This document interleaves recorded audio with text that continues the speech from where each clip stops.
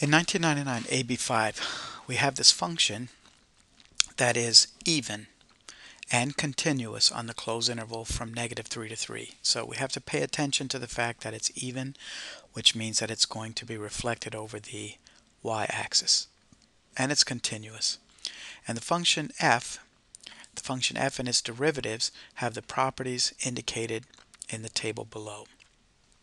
So each row there, the x values, we have specific x values, and we have intervals of x values. We have specific f of x, f prime of x, f prime prime of x values, and we have values for intervals of the function and the two derivatives. So the first thing that we're asked is to find the x-coordinate of each point at which f attains an absolute maximum value or absolute minimum value. And with a problem like this, I like to graph first and then to be able to analyze the graph and answer the questions from the graph. So I'm going to go through the graph. We have some points to start off with. We have 0, 1, 1, 0, and 2, -1. And I plot those points. I can also, since this is an even function, I can also plot the reflected points. And we have this up arrow type shape here. It looks like it's straight lines, but we can't assume that. Next, what else can we tell? On the interval from 0 to 1, we're told that first of all the function is positive, or we can see between 0 and 1 it should be positive, but that the first derivative is negative, which means it's decreasing, and the second derivative is positive, which means it's concave up. So I might draw a curve that is decreasing and concave up.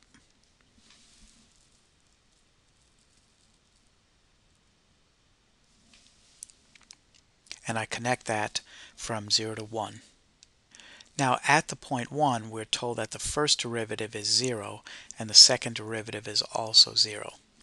Going forward from there, between 1 and 2, on the one hand the function is negative. We can see from x equals 1 to x equals 2 the graph should be negative, and that the first derivative is negative, which means it's decreasing, and the second derivative is also negative, which means it's concave down. So I want to draw a line through that has a horizontal tangent at 0, and then it's going to be concave down from 1 to 2.